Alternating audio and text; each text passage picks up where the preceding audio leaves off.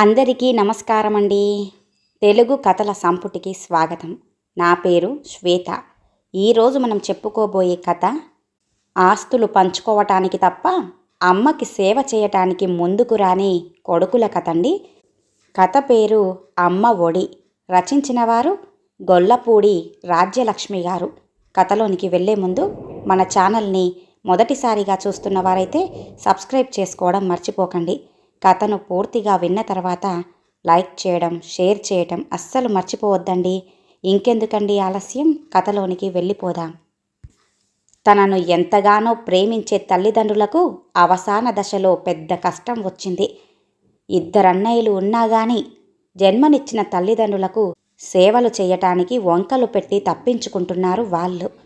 అన్నయ్యలుండగా వాళ్ళ బాధ్యత తనెందుకు తీసుకోవాలి అని ఆలోచిస్తుంది ఆ కూతురు. వాళ్ళకి నచ్చజెప్పి చూసింది. ఆస్తులు పంచుకోవటానికి తప్ప అమ్మకు సేవ చేయటానికి వాళ్ళు ముందుకు రాలేదు. అప్పుడు ఏం జరిగిందంటే, అమ్మా ఆగు, వెళ్ళకమ్మా, ఆగమ్మా అంటూ నా మనసు ఆక్రోశించింది. రోదిస్తోంది. పైకి అరవాలని, అమ్మను ఆపాలని విశ్వప్రయత్నం చేశాను. గొంతుకు ఏదో అడ్డం పడినట్లుగా మాటలు పెగలటం లేదు. కళ్ళు నీళ్లతో నిండిపోయి అమ్మ రూపం మసకబారి నెమ్మదిగా అదృశ్యమవుతోంది. లేదు, అమ్మ వెళ్ళటానికి వీల్లేదు. చివరి ప్రయత్నంగా అమ్మా అమ్మా అంటూ గొంతు చించుకొని అరిచాను. ఒక్కసారిగా ఎవరో కుదిపినట్టుగా మెలకువ వచ్చింది. ఏంటా కలవరింతలు?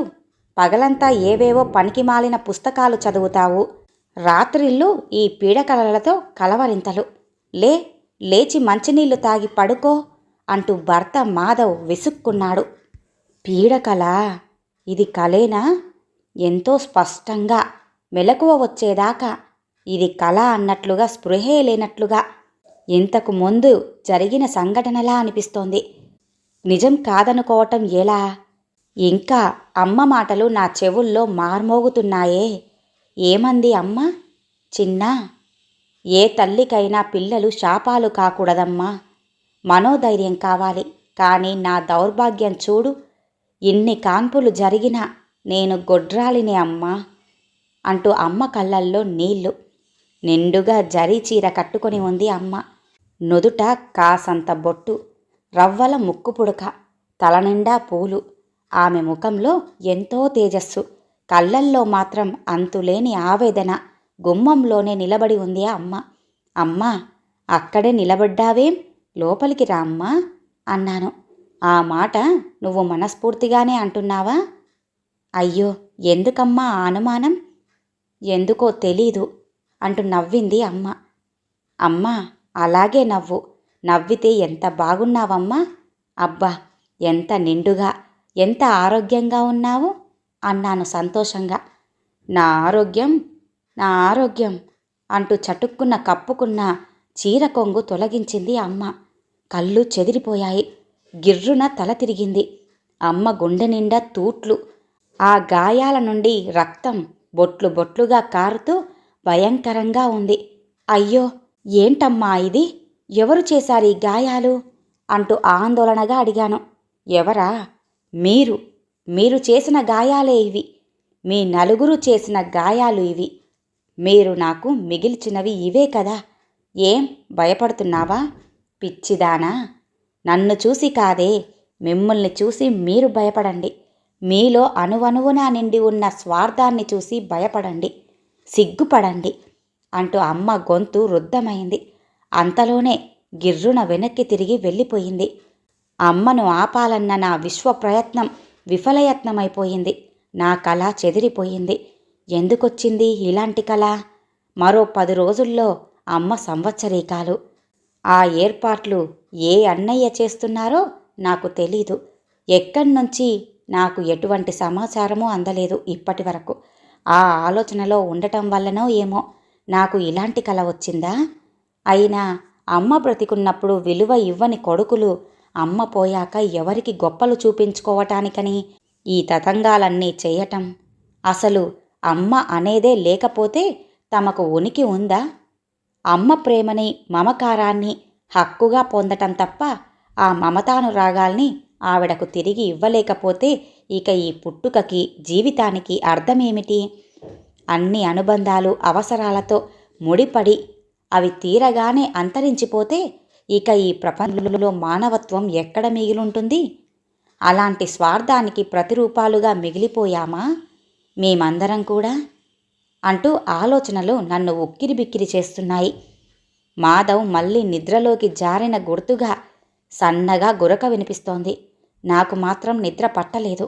గత జ్ఞాపకాలు నన్ను చుట్టుముట్టాయి. ఆ రోజు తనకింకా గుర్తే. అమ్మకు సీరియస్గా ఉందని నాన్న నుండి ఫోన్ రాగానే వెంటనే ప్రయాణమయ్యాను. అప్పటికే అంతా వచ్చి ఉంటారనుకున్నాను. మాలతి తప్ప అన్నయ్యలిద్దరూ ఇంకా రాలేదు. వాళ్లకు ఫోన్లు చేశాను. రావాలి అన్నారు అన్న. హాస్పిటల్ బెడ్ మీద అమ్మ. ఎప్పుడూ బొంగరంలా తిరుగుతూ ఏదో ఒక పనిలో నిమగ్నమై విశ్రాంతి అనే పదానికి అర్థం తెలియని అమ్మ అలా బెడ్ మీద నీరసంగా స్తబ్దుగా పడుకొని ఉంది. వచ్చావా చిన్నా? ఎప్పుడూ పనిరందిలో పడి క్షణమైనా తీరిగ్గా నడువు వాల్చవెందుకమ్మా అనేదానివి కదా. ఇదిగో ఈ విధంగా నాకు విశ్రాంతినిచ్చాడు ఆ భగవంతుడు అంది నిస్సహాయంగా.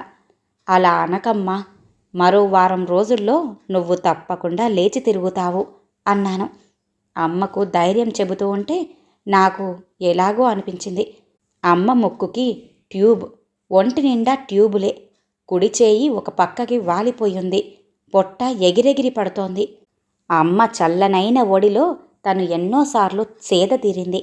ఇప్పుడు శక్తిహీనమైపోయిన ఆ చెయ్యే తనకు టైఫాయిడ్ వచ్చినప్పుడు ఒళ్ళంతా నిమిరింది. తను ప్రీతిని కనడానికి ముందు అదే అమృతహస్తం నా వెన్ను నిమిరి ధైర్యాన్ని ఆసరాన్ని ఇచ్చింది. ఆ చెయ్యి ఎన్నోసార్లు తనను ఆశీర్వదించింది. ఆ చెయ్యి ఇప్పుడు చచ్చుబడిపోయింది. ఆ చేతిని పైకి ఎత్తాలని అమ్మ చేస్తున్న ప్రయత్నానికి అది సహకరించడం లేదు. నా కళ్ళల్లో నీళ్లు తిరిగాయి. పెరాలసిస్ స్ట్రోక్ వల్ల కుడి కాళ్ళు కుడి చెయ్యి దీర్ఘ విశ్రాంతిలోకి జారుకున్నాయి. అన్నయ్యలు ఎవ్వరూ రాలేదుగా అంది అమ్మ నీరసంగా. వస్తారమ్మా, దూరాల నుంచి రావాలిగా అన్నాను. వాళ్ళొచ్చేదాకా నేనుంటానో లేదో అంది అమ్మ. అమ్మా, అలా అధైర్యంగా మాట్లాడకమ్మా. నీకు తెలీదు చిన్నా, మా అమ్మ కూడా ఇలాగే పక్షవాతంతోనే పోయింది. మా నానమ్మ కూడా అంతే. ఒకసారి బ్రతుకు బండి కుంటుపడిందంటే ఇక సక్రమంగా నడవదు. ఇలాంటి అవిటి బ్రతుకు బ్రతకడం కంటే తొందరగా పోవటమే మేలు అంటూ విరక్తిగా అంది అమ్మ. అమ్మమ్మ నానమ్మల కాలం వేరమ్మా. ఇప్పుడు ఉన్నన్ని వైద్య సౌకర్యాలు అప్పట్లో లేవు. ఇప్పుడు పక్షవాతానికి ఎన్నో మంచి మందులొచ్చాయి. నీకు వచ్చింది చాలా చిన్న ఆరోగ్య సమస్యమ్మా. భయాలేవి పెట్టుకోకుండా హాయిగా పడుకో అన్నాను అనునయంగా. నన్ను మాట్లాడని చిన్నా. ముందు ముందు ఇలా చెప్పగలిగే శక్తి నాకు ఉంటుందో లేదో. నా గురించి నాకు దిగులు లేదు. మీ నాన్న గురించి తలుచుకుంటేనే దిగులుగా ఉంది. నేను పోతే ఆయన పరిస్థితి ఏమిటో. ఆయనకు అవస్థలు తప్పవనిపిస్తోందమ్మా అంది అమ్మ కళ్ళు మూసుకొని దిగాలుగా. అమ్మ బాగా అధైర్యపడుతోందని నాకు అర్థమైంది. అమ్మా, నువ్వు మామూలు మనిషి అవుతావు. లేనిపోనివి ఊహించుకొని ఆరోగ్యం మరింతగా పాడు చేసుకోకు. నాన్నకు మేమంతా ఉన్నాం. నువ్వేమీ దిగులు పడకు అంటూ నాకు తోచిన 4 ఉపశమనం మాటలు చెప్పేశాను. నేనొచ్చిన 2 రోజులకి అన్నయ్యలిద్దరూ వచ్చారు. కానీ వదినలు రాలేదు. హాస్పిటల్ అన్నా మందుల వాసనన్నా పడని అమ్మ 10 రోజులు అలాగే బెడ్ మీదనే పడుంది. ఆ తర్వాత ఇంటికొచ్చింది. ఇంటికి చేరే నాటికి అమ్మ కొద్దిగా లేచి కూర్చోగలుగుతుంది. కుడి చెయ్యి కూడా కాస్త పైకి లేపగలుగుతోంది. ఆ చేతికి కాలుకి ఫిజియోథెరపీ చేయించమని మందులతో పాటు అది తప్పనిసరి అని డాక్టర్ గారు చెప్పారు. విజయవాడ దగ్గరలోని ఓ పల్లెటూరది. దిగువ మధ్యతరగతి కుటుంబం తమది. నాన్న ఊళ్ళో ఒక అరెకరం కౌలుకి తీసుకొని వ్యవసాయం చేసేవాడు. కరువు కాటకాల వల్ల పంట రాబడి కూడా అంతంత మాత్రమే. 400 గజాల్లో ఉన్న తాతల నాటి పెద్ద మండువా లోగిలి ఇల్లు ఒక్కటే తమకున్న ఆస్తి. 200 గజాల్లో ముందు వైపు ఇల్లు కట్టి వెనక వైపు మిగిలిన 200 గజాల్లో రకరకాల చెట్లు మొక్కలు వేశారు. ఇంటిల్లి పాదికి కావలసిన కూరగాయలు, ఆకుకూరలు, పళ్ళు అన్నీ ఇంట్లోనే పండేవి. మొన్నటి వరకు అతి సామాన్య ధరలున్న తమ పల్లె భూముల రేట్లు ఒక్కసారిగా విజయవాడ రాజధాని అవుతుందన్న మాటలతో తారాస్థాయికి చేరుకున్నాయి. భూముల ధరలు బాగా పెరగటంతో ఊళ్ళో ఉన్న ఇల్లు అమ్మేసి ఆ వచ్చిన డబ్బు ఇద్దరికీ చెరిసగం ఇవ్వమని, సిటీలో మంచి ఫ్లాటో ఇల్లో కొనుక్కుంటామని అమ్మా నాన్నల మీద ఈ మధ్య అన్నదమ్ములిద్దరూ కూడా తరచూ ఒత్తిడి తెస్తున్నారు. అన్నయ్యలు, వదినల స్వార్థ బుద్ధి తెలిసిన అమ్మా నాన్నలు ఉన్న ఆ ఒక్క ఆధారం పోతే నిలువ నీడ ఉండదని గ్రహించి అలాంటి ఆలోచన మానుకొమ్మని వాళ్ళకి నచ్చజెబుతున్నారు. ఈ విషయాలన్నీ ఈ మధ్యనే నాకు తెలిసాయి. అమ్మకు ఆమె తల్లిదండ్రులు ఏ ముహూర్తాన భూదేవి అనే పేరు పెట్టారో గాని నిజంగా భూదేవికున్నంత సహనము, ఓర్పు అమ్మకి ఉండేది. నాన్నకొచ్చే అంతంత మాత్రపు రాబడితో నలుగురు పిల్లల అవసరాలు అమ్మ కాదనకుండా తీరుస్తూ ఏనాడు దేనికి లోటు రానివ్వకుండా సంసారం ఎలా ఈడ్చుకొచ్చిందో ఇప్పటికీ తనకు అర్థం కాదు. ఆ చాకచక్యం, నేర్పు, పొదుపరితనం మా నలుగురు పిల్లల్లో ఎవ్వరికీ కూడా ఆమె నుండి వారసత్వంగా రాలేదనే చెప్పాలి. నలుగురు పిల్లల్ని డిగ్రీ వరకు చదివించారు. మగపిల్లలకు ఉద్యోగాలొచ్చాక, ఆడపిల్లలకు డిగ్రీ పూర్తవగానే అప్పో సొప్పో చేసి పెళ్ళిళ్ళు కూడా చేశారు. పెద్దన్నయ్య ప్రకాశం తాడిపల్లిగూడెంలో బ్యాంకులో క్లర్కు. అతనికి 3 కూతుళ్ళే. దాంతో లోకంలో భారమంతా తన నెత్తిన్నే ఉన్నట్లుగా కష్టాల కొలిమిలో మగ్గిపోతున్నట్లుగా కనిపిస్తాడు. 2 పిల్లలతో ఆపక 3వ కాన్పు ఎందుకు అని అడిగితే మగపిల్లాడి కోసం అన్నాడు. చివరకు అన్నయ్య కోరిక తీరనే లేదు. ఏమనుకున్నాడో ఇక 4వ సంతానానికి ప్రయత్నించలేదు. ఆడపిల్లల తండ్రిని నా బాధ మీకేం తెలుస్తుంది? వాళ్లకు చదువు, సంధ్యలు, కట్నాలు, కానుకలు, పురుళ్ళు, పుణ్యాలు ఎంత ఖర్చో అంటూ మాటకు ముందు మాటకు వెనకాల ప్రతిసారి వాపోతూ ఉంటాడు అతను. ఇక 2వ అన్నయ్య సత్యం హైదరాబాదులో చిన్న ప్రైవేటు కంపెనీలో ఉద్యోగం. అతను పెళ్ళాంచాటు మనిషి. ఏ విషయానికైనా నా భార్య ఎంతో సమర్థురాలు, అన్నీ ఆవిడే చూసుకుంటుంది, అందుకే నేనేం పట్టించుకోను అంటూ ఉంటాడు గొప్పగా. ఆఖరికి తన అమ్మా నాన్నల విషయంలో కూడా నిర్ణయాలు పెళ్ళానికే వదిలేసి నిస్సిగ్గుగా ఉన్నాడు. ఇక సత్యం అన్నయ్య తర్వాత తను. డిగ్రీ పూర్తి కాగానే మాధవ్తో తన పెళ్లి జరిగిపోయింది. మాధవ్ తల్లి చిన్నతనంలోనే గతించింది. తమ పెళ్ళైన కొద్ది రోజులకే ఆయన తండ్రి కూడా క్యాన్సర్తో చనిపోయారు. చేస్తున్న ఉద్యోగాన్ని మానేసి తన బట్టల వ్యాపారం చూసుకోమని తను చనిపోయే ముందు మాధవ్ తండ్రి దగ్గర మాట తీసుకున్నాడు. మాధవ్ తండ్రికిచ్చిన మాట కోసం మాధవ్ ఉద్యోగం వదులుకొని బట్టల వ్యాపారం చేపట్టాడు. వ్యాపార అనుభవం లేకపోవటంతో 2-3 ఏళ్లకు భారీ నష్టాలే వచ్చాయి. చివరి దశలో ఆ వ్యాపారం నిలబెట్టుకోవటానికి ఎన్నో అప్పులు చేసినా పరిస్థితి ఏం మారలేదు. ఇప్పటికీ అరకొర వ్యాపారం. తలనిండా అప్పులతో సతమతమయ్యే జీవితమే తమది. అందరిలోకి ఆఖరు చెల్లెలు మాలతి. భర్తకు విశాఖపట్నంలో ఉద్యోగం. అక్కడే ఉమ్మడి కుటుంబం. అత్త, మామ, పెళ్లి కావలసిన ఆడపడుచు అంతా కలిసే ఉంటారు. అత్తగారి ఆరళ్ళు మాలతికి ఎక్కువే. భర్త కూడా కోపిష్టి. తల్లి నుండి సంక్రమించిన సంస్కారంతో, ఓర్పుతో ఎలాగో కాపురాన్ని నెట్టుకొస్తుంది మాలతి. హాస్పిటల్ నుంచి ఇంటికి తీసుకొచ్చిన 4 రోజులకు అమ్మ కాస్త తేరుకుంది. మనిషి సాయంతో నిలబడగలుగుతోంది. అమ్మకిప్పుడు బాగానే ఉందిగా, నేను బయలుదేరుతాను, ఇప్పుడు మా అవసరమేమీ లేదుగా అన్నాడు సత్యమన్నయ్య. ప్రకాశం అన్నయ్యది అదే మాట. ఇన్నాళ్ళు మీ అమ్మ కాస్త ఓపిగ్గా ఉంది కాబట్టి అన్నీ సజావుగా జరిగిపోయాయి. ఇక మీదటే కష్టం మొదలైతుంది. చూశారుగా అమ్మ పరిస్థితి అన్నారు నాన్న. ఇట్లాంటప్పుడు నా భార్య ఉండి ఉంటే మంచి సలహా ఇచ్చి ఉండేది అన్నాడు సత్యమన్నయ్య. ఇందులో ఒకరు సలహా ఇవ్వటానికి ఏముందిరా? ఉద్యోగాలు, సంసారాలు వదులుకొని ఇక్కడ ఎన్నాళ్ళుండగలం? వీళ్ళేమో ఇంత ఇల్లు, పొలము వదిలి మనతో పాటు రాలేరు. 4 డబ్బులు ఖర్చయినా సరే పర్వాలేదు, ఓ మంచి పని మనిషిని చూడు అన్నాడు ప్రకాశమన్నయ్య. ఏ ఒక్కనాడు కూడా ఒక్క రూపాయి అయినా అమ్మా నాన్న చేతిలో పెట్టి ఎరగడు గాని ఉచిత సలహాలు మాత్రం బోలడిస్తాడు ప్రకాశమన్నయ్య. పని మనిషికి డబ్బులు ఖర్చు పెట్టగల స్థితిలో ఉన్నారా అమ్మా నాన్నలు? అమ్మ హాస్పిటల్ ఖర్చే తడిసి మోపెడయింది. ఖర్చంతా నాన్నే భరించారు. అదేంటి నాన్న, మేం ఉన్నాం కదా, నువ్వు ఖర్చు పెట్టడమేమిటి అంటూ అనగలిగారా ఈ అన్నదమ్ముళ్ళిద్దరూ? ఇప్పుడేమో నోటి నుంచి మాటే రాట్లేదు. లోపలే బాధపడ్డాను నేను. అన్నయ్యలిద్దరూ ఊళ్ళకి వెళ్ళిపోయారు. ఇదే కథ, ఇవే పాత్రలు, ఇవే సంఘటనలు ఎన్నో కుటుంబాల్లో నిరంతరం జరుగుతూనే ఉన్నాయి. నా కుటుంబం, నా బిడ్డలు అనుకుంటూ పిల్లల్ని కని పెంచి పోషించి వాళ్ళు వృద్ధిలోకి రావటానికి ఎన్నో సర్దుబాట్లు చేసుకుంటూ బ్రతుకులు ఈడ్చుకురావటం, చివరకు వాళ్ళు రెక్కలొచ్చి ఎగిరిపోవటం, ఆ పిల్లల్నే చూస్తూ ఈ భార్యాభర్తలిద్దరూ జంట పక్షుల్లా గూటిలో ఒంటరిగా మిగిలిపోవటం, మీద పడిన వృద్ధాప్యం, ఆత్మీయుల్లా అంటిపెట్టుకు తిరిగే అనారోగ్యం, ఎక్కడ మూలన పడిపోతామో అన్న భయంతో ఆసరా ఆదరణ కరువై కొందరు ఏ వృద్ధాశ్రమంలోనో చేరటం, చరిత్ర నిత్య నూతనంగా ఇలాగే సాగుతోంది. ఇప్పుడు ఈ అనుభవం మా అమ్మా నాన్నలు కూడా ఎదుర్కోబోతున్నారా అంటూ ఆవేదనతో కుమిలిపోయాను. ఎప్పుడొస్తున్నావు? ఇక్కడ మా అమ్మకు కూడా బాగోలేదు ఒంట్లో అంటూ మాలతి భర్త ఫోన్ల మీద ఫోన్లు చేస్తున్నాడు. దాంతో మాలతి కూడా వెళ్ళిపోయింది.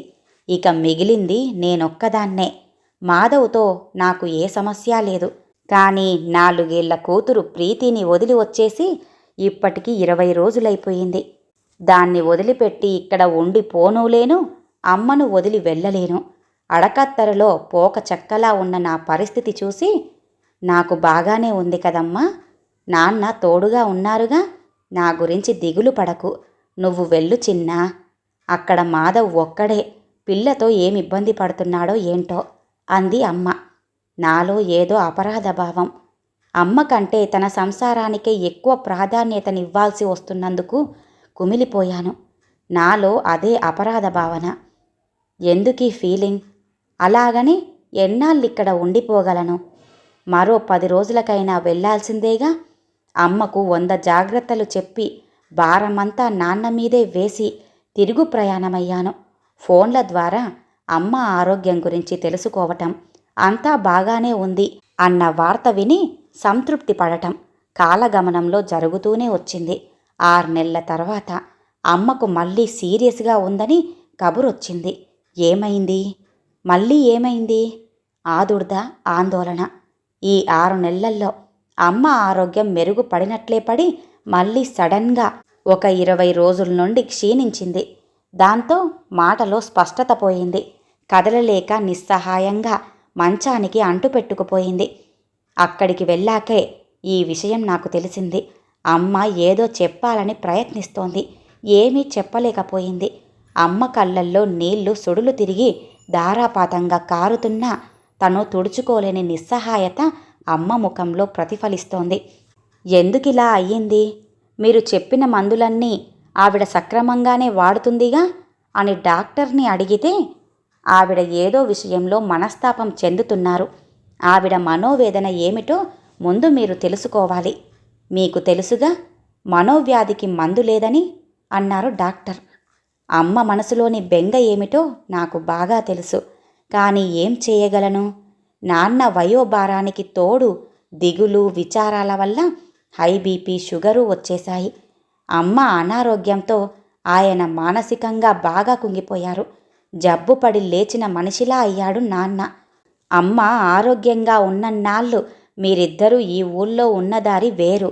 ఇప్పుడిక మీరు అన్నయ్యల దగ్గరికి వెళ్ళటం మంచిది నాన్న అన్నాను. అవును అన్నట్లుగా తల ఊపారు ఆ నాన్న. అన్నయ్యలకు ఫోన్ చేసి 4 రోజులు గడిచింది. అయినా వాళ్ళ జాడ లేదు. తన అత్తగారికి కూడా ఆరోగ్యం బాగుండటం లేదని వీలు చూసుకొని వస్తానని మాలతి ఫోన్ చేసింది. హాస్పిటల్లో బెడ్ దగ్గర తనొక్కతే ఉండటం గమనించిన నర్సు, ఈమెకు నువ్వొక్కత్తివే బిడ్డవా అంటూ అడిగింది. ఇంకా ఉన్నారని చెప్పాను. ఏరమ్మా వాళ్ళంతా, తల్లి కంటే డ్యూటీలు ముఖ్యమా వాళ్ళకి అంది. ఏం చెప్తానావిడితో? మరో 2 రోజులకు సత్యం అన్నయ్య వచ్చాడు. వస్తూనే చాలా అసహనంగా ఉన్నాడు. ఆఫీసులో ఇన్స్పెక్షన్ అవుతోంది. లీవ్ ఇవ్వడానికి మా బాస్ తెగ గొణిగాడు. అయినా ఎవరు వచ్చినా ఇక్కడ చేసేదేముంటుంది గనుక ఆవిడ బాధ ఆవిడ పడాల్సిందే కదా. మనం చెయ్యగలిగేదేముంది? ఊరికే పక్కన కూర్చోవటం తప్ప. నువ్వెలాగూ వచ్చావు, అమ్మకు తోడున్నావు. అందరం ఒక్కసారి కలిసికట్టుగా ఇక్కడ ఉండడం ఎందుకు? వచ్చే వారం ఆఫీసులో హడావిడైపోయాక వద్దామనుకున్నాను నిమ్మలంగా. కానీ ఇక్కడి నుండి ఫోన్ల మీద ఫోన్లు వస్తుంటే ఇక రావడం తప్పదని తప్పక రావాల్సొచ్చింది. అక్కడ చూడబోతే మీ వదినకి కూడా అస్సలు ఒంట్లో బాగుండటం లేదు అన్నాడు అన్నయ్య. నిర్ఘాంతపోయాను. అసలు వీడు అమ్మ రక్తం పంచుకు పుట్టిన బిడ్డేనా? అమ్మ పరిస్థితి చూశాక కూడా అనవలసిన మాటలేనా ఇవి అనిపించి అసహ్యమేసింది. ఇబ్బందులు సమస్యలు అందరికీ ఉంటాయి. ఇప్పుడు అన్నింటికన్నా పెద్ద సమస్య అమ్మ పరిస్థితి. అమ్మను ఇలా ఒంటరిగా వదలటం మంచిది కాదంటున్నారు డాక్టర్ గారు అన్నాను తెచ్చిపెట్టుకున్న సహనంతో. నాన్న ఉన్నారుగా, ఒంటరిగా ఎక్కడుంది అన్నాడు. ప్రస్తుతం అమ్మకు కావాల్సింది తనతో పాటు నాన్నకు కూడా ఓదార్పు, అండా దండా కావాలి. నాన్నకు ఎప్పుడో చెప్పాను మా దగ్గరకు వచ్చేయమని. ఓపిక ఉన్నన్నాళ్ళు ఇంత ఉడికేసుకుని తింటామంటూ భీష్మించుకొని ఇక్కడే ఉండిపోయారు. ఇందులో నా తప్పేముంది అన్నాడు నిష్ఠూరంగా. అప్పటి పరిస్థితి వేరన్నయ్యా, ఇప్పటి పరిస్థితి వేరు. ఇప్పుడు పిల్లలు వాళ్ళకి దగ్గరగా ఉండటం అన్ని విధాలా మంచిది అన్నాను నేను. ఇదంత త్వరగా తేలే విషయం కాదులే గాని ప్రకాశం అన్నయ్య కూడా రానివ్వు, చెప్తాను. మీ వదినకు కూడా ఒంట్లో బాగోలేదని. వీళ్ళని తీసుకెళ్తే చాకిరీ చేయటానికి దానికి ఓపిక ఉండొద్దు అన్నాడు సత్యమన్నయ్య ఏమాత్రం మొహమాటం పడకుండా. మెల్లిగా తేల్చుకోవటానికి ఇదేమీ ఆస్తి పంపకాల వ్యవహారం కాదన్నయ్యా. అయినా ప్రకాశం అన్నయ్య వచ్చినా ఇంకెవరైనా వచ్చినా ఇందులో అంత తలలు బద్దలు కొట్టుకునేంత సమస్య ఏముంది? అమ్మ నాన్న మీ దగ్గర ఉండడం అనేది అతి సాధారణమైన విషయం అన్నాను కాస్త తీవ్రంగా. అని నువ్వనుకుంటే సరిపోతుందా? అయినా ఇంత వాదిస్తున్నావు కదా, అమ్మ మీద అంత ప్రేమ ఉంటే నువ్వే తీసుకెళ్ళి మీ ఇంట్లోనే చూసుకోవచ్చుగా. అమ్మ నీకు అమ్మే కదా అన్నాడు వ్యంగ్యంగా. ఎదురు చూడని ఈ దాడికి వెంటనే మాట్లాడలేకపోయాను. మా పరిస్థితి ఒక్కసారిగా గుర్తొచ్చింది. పీకల్లోతు అప్పుల్లో కూరుకుపోయిన తాము వాటి నుండి బయటపడటానికి, డబ్బు కూడగట్టుకోవటానికి ఓ పూట తిని తినక గుట్టుగా రోజులు వెళ్ళబుచ్చుతున్నాం. అమ్మా నాన్నల్ని తీసుకెళ్తే వాళ్ళ పోషణ తమకు శక్తికి మించిన భారమే.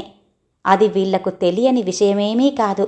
కానీ కావాలని తనను రెచ్చగొట్టాలని చూస్తున్నాడు చిన్నన్నయ్య. నేనా? అదెలా కుదురుతుంది అన్నాను అస్పష్టంగా. ఎందుకు కుదరదు? నీక ఏ అత్తామామలు లేరు. నువ్వేం చేసినా మాధవ్ కాదనడు. పైగా స్త్రీ పురుషులు సమానమే అంటూ కబుర్లు చెప్పావుగా. మమ్మల్ని కన్నట్టే అమ్మ నిన్ను మాలతిని కూడా కంది. అమ్మ విషయంలో మీకు మాత్రం బాధ్యత లేదా అన్నాడు. నిజమే, నువ్వన్నట్లుగా ఆడపిల్లలమైన వాళ్ళ బాధ్యత మా మీద కూడా ఉంది. అలాగే వాళ్ళ ఆస్తిలో కూడా హక్కు మాకు ఉంది.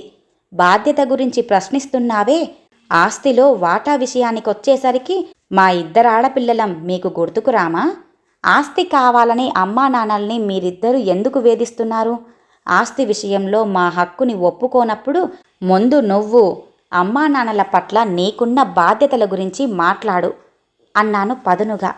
చూసావా, బాధ్యత మీద పడుతుందనగానే ఎలా తప్పించుకోవటానికి ఎన్నెన్ని సాకులు వెతుకుతున్నావో అన్నాడు వెటకారంగా.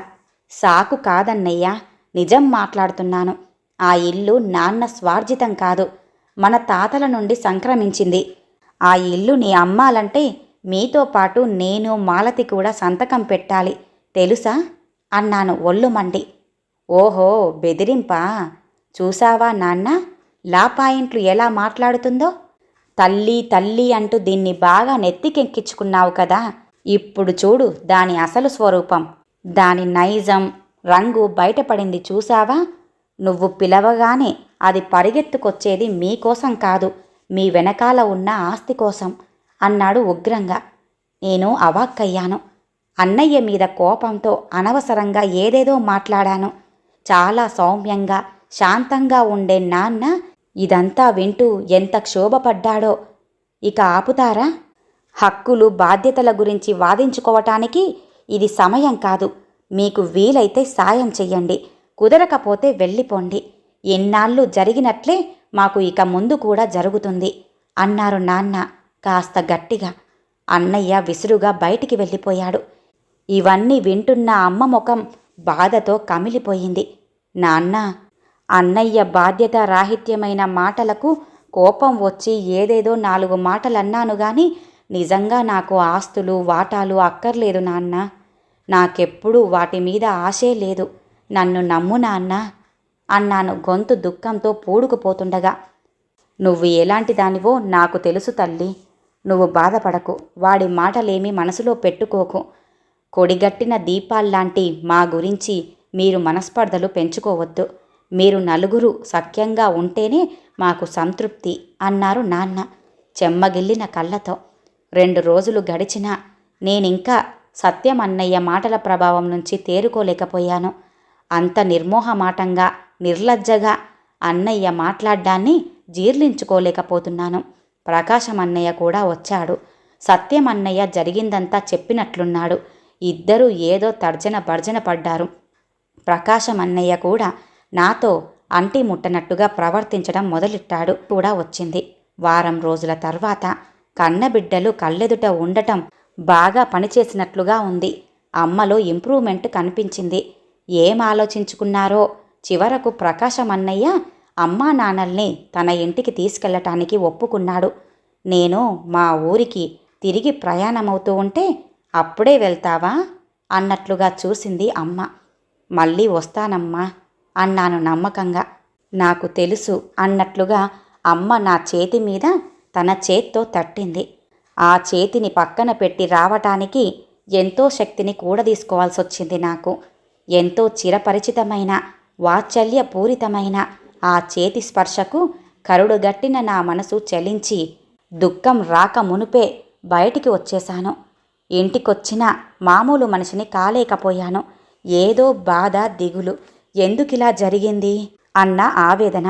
అయిన వాళ్లతో సత్సంబంధాలు చెదిరిపోవటంలో ఇంత ఆవేదన ఉంటుందా? ఒక్కసారి మనసులోని వికారాలు బయటపడ్డాక తిరిగి అన్నయ్యలతో మామూలుగా ఉండటం నాకు సాధ్యం కాదు. అన్నయ్యల ఇంటి గడప తొక్కకూడదని అప్పుడే నిశ్చయించుకున్నాను. అలా ఉన్నావేం అంటూ మాధవ్ ప్రశ్నించాడు. ఏం చెప్తాను? అన్నయ్య ఇలా అన్నాడని చెప్పనా? మాధవ్ ముందు నా పుట్టింటి వాళ్లను అన్నయ్యలను కించపరచలేను. మౌనమే సమాధానమన్నట్లుగా ఊరుకున్నాను. రోజులు గడిచిపోతున్నాయి. నాన్న ద్వారా అమ్మ యోగక్షేమాలు తెలుస్తున్నాయి. కొన్నాళ్ళు ప్రకాశం అన్నయ్య దగ్గర గడిపి అమ్మా నాన్నలిద్దరూ సత్యం అన్నయ్య దగ్గరికి వెళ్ళినట్లుగా తెలిసింది. అమ్మ ఆరోగ్య పరిస్థితి అలాగే ఉందని, ఆవిడ సపర్యలకు ఒక మనిషి అవసరమని, అందుకు కోడలు సమర్థురాలు కాకపోవటంతో సాధ్యమైనంత వరకు అమ్మ పనులు తానే చూసుకుంటున్నానని నాన్న చెప్పేవారు. వీలు చూసుకొని ఒకసారి వచ్చి పొమ్మని తరచూ అడిగేవారు. నాకు అమ్మ అనుక్షణం గుర్తుకొస్తూ చూడాలని ఎంతగానో అనిపించేది. కానీ ఉంటున్నది సత్యమన్నయ్య ఇంట్లో. వాళ్ళింటికి తను వెళ్ళలేదు. ఏం చెయ్యాలి? ఎటూ తేల్చుకోలేక సతమతమయ్యాను. కానీ తేల్చుకోవాల్సిన సమయం రానే వచ్చింది. చాలా తొందరగానే వచ్చింది. అమ్మ తిరిగి రాని లోకాలకు తరలిపోయింది అన్న వార్త నన్ను అంతులేని దుఃఖ సాగరంలో ముంచివేసింది. ఇప్పుడేం చెయ్యాలి అన్న సంశయం. ఇంకా ఏంటి ఆలోచిస్తున్నావు అంటూ మాధవ్ ఆశ్చర్యంగా అడిగాడు. ఏం చెప్పాలో అర్థం కాలేదు. త్వరగా తెములు, అక్కడ మన కోసం అందరూ ఎదురు చూస్తుంటారు. ఆఖరిసారిగా అమ్మను కనులారా తృప్తిగా చూసుకోవాలంటే మనం వీలైనంత తొందరగా బయలుదేరాలి అన్నాడు. ఆఖరి చూపు. అవును, అమ్మను ఆఖరిసారిగా చూసుకోవాలి. రోషపడటానికి, అభిజాత్యానికి ఇది సమయం కాదు. అన్ని సంశయాలు పక్కన పెట్టి కదిలాను. ప్రశాంతంగా పడుకొని ఉంది అమ్మ. దీర్ఘనిద్ర అంటే ఇదేగా. అరిచినా ఏడ్చినా మొత్తుకున్నా వినిపించని నిద్ర. అంత్యక్రియలు యథావిధిగా జరిగిపోయాయి. అన్నయ్యలు నాతో చాలా ముభావంగా ఉన్నారు. మాలతి అమ్మ మాటల్ని చేతల్ని గుర్తు తెచ్చుకుంటూ మరీ నన్ను పట్టుకొని పొగిలి పొగిలి ఏడ్చింది. మొదట్నుండి మాలతి మెతకది. అన్నయ్యలు దాన్ని ఎంత చులకన చేసి మాట్లాడినా ఎదురు తిరగకుండా పోనీలే, అన్నయ్యలే కదా అని సర్దుకుపోతుంది. నేనలా కాదు, మాట అంటే పడను. ఊరుకో మాలతి, ఎంత ఏడ్చినా అమ్మ తిరిగొస్తుందా? ఒక విధంగా అమ్మ ఈ నరక బాధ నుండి విముక్తి పొంది సుఖపడిందనే చెప్పుకోవాలి. మనకింకా అమ్మ ఒక జ్ఞాపకం మాత్రమే అన్నాను రుద్ధంగా. అవును, అమ్మ తిరిగి రాదు, మనందరి మీద అలిగి వెళ్ళిపోయింది. అక్క, నీకిది తెలుసా? అమ్మ చివరి రోజుల్లో అన్నయ్యలిద్దరూ అమ్మను చూసుకునే విషయంలో గొడవ పడ్డారట. అమ్మకు సేవలు చేయటం, నాన్న అవసరాలు చూడటం తమ వల్ల కాదని వదినలు తెగేసి చెప్పారట. అందరూ కలిసి అమ్మ బాధ్యత పూర్తిగా నాన్న మీదే వదిలేశారు. నాన్నకు బాగా ఓపిక తగ్గిపోయింది. అమ్మను నిరంతరం కనిపెట్టుకొని ఉండటం ఆయనకు శక్తికి మించిన పనైపోయింది. చనిపోయే ముందు అమ్మ సత్యమన్నయ్య ఇంట్లో బాత్రూంలో జారిపడిందట. మెడ ఎముక విరిగి కదలలేని స్థితిలో ఉన్న అమ్మను నాన్న లేపలేక పక్కింటి వారి సాయంతో పైకి లేపి హాస్పిటల్లో జాయిన్ చేశారట. ఆ సమయంలో అన్నయ్య, వదిన, పిల్లలు ఇంట్లో లేరట, సినిమాకెళ్లారట. అప్పటికే వాళ్ళ ప్రవర్తనతో విసిగిపోయిన నాన్న వాళ్లకు వెంటనే కబురు పంపలేదు. హాస్పిటల్లో చేర్చిన కొద్ది గంటలకే అమ్మ తుదిశ్వాస విడిచింది. చివరి క్షణాల్లో అమ్మ అందరూ ఉండి కూడా ఎవ్వరూ లేని అనాథలా అంటూ మాలతి రోదించసాగింది. నా చెవులను నేనే నమ్మలేకపోయాను. ఇంత జరిగిందా? నాన్న చెప్పలేదే తనకు? జరుగుతున్న పరిణామాలతో ఆయనకు పిల్లలందరిపైన నమ్మకం పోయిందా అంటూ నా మనసు మెలిపెట్టినట్లయింది. 12వ రోజు కార్యక్రమం తర్వాత తిరిగి తనింటికి వెళ్లే ముందు అమ్మ ఎంతో ఇష్టంగా ఎప్పుడూ కట్టుకునే ఒక నేత చీర మాత్రం తీసుకొని నగలు మాలతికి, అన్నయ్యలకు వదిలేసి వచ్చేశాను. ఇంటికొచ్చిన మనసు మాత్రం ప్రశాంతపడలేదు. ఎన్నో రోజుల నుంచి చూస్తున్నాను. ఎందుకలా ఉంటున్నావు? అన్నగారిళ్లకు వెళ్ళాక మీ అమ్మకు బాగుండడం లేదని తెలిసినా ఫోన్లు తప్ప చూడడానికి ఒక్కసారి కూడా వెళ్ళలేకపోయావు. మొన్న వెళ్ళినప్పుడు కూడా వాళ్లతో అంటి ముట్టనట్లుగా ప్రవర్తించావు. మీ మధ్య ఏదో జరిగింది, నాతో చెప్పకూడదా అంటూ నిలదీశాడు భర్త మాధవ్. పొంగి పొరలి వస్తున్న దుఃఖాన్ని ఆపుకుంటూ అతని ఒడిలో వాలిపోయింది. జరిగిందంతా చెప్పింది. చాలా తప్పు చేశావు మాధవి. ముందుగా ఆవిడ నీకు తల్లి, ఆ తర్వాతే మిగతా వాళ్లకు. ఆనాడే అమ్మను నేను చూసుకుంటాను అని వాళ్లకు స్పష్టంగా తెలియజేయాల్సింది. అది చెయ్యకుండా బలహీనమైన మానసిక స్థితిలో ఉన్న మీ తల్లి ముందే ఏదో పంతానికి పోయి ఆస్తుల గురించి మాట్లాడడం ఏమిటి? అమ్మను చూసుకోవలసిన బాధ్యత పిల్లలుగా మీ అందరిది. మీ అమ్మను ఇక్కడికి తీసుకొస్తే పోషించే ఆర్థిక స్తోమత మనకు లేదని అనుకున్నావు. కానీ మనం తాగే ఆ గంజి నీళ్ళే వాళ్ళకి పోసేవాళ్ళం కదా. ఆ సమయంలో వాళ్లకు కావలసింది మానసిక బలాన్నిచ్చే ఒక అండ, అంతేగాని పంచభక్ష పరమాన్నాళ్ళు కాదు. అంతగా అయితే డిగ్రీ చదివావు కదా నువ్వు కూడా ఏదో ఒక ఉద్యోగ ప్రయత్నం చేస్తే సరిపోయేది అన్నాడు మాధవ్ పదునుగా.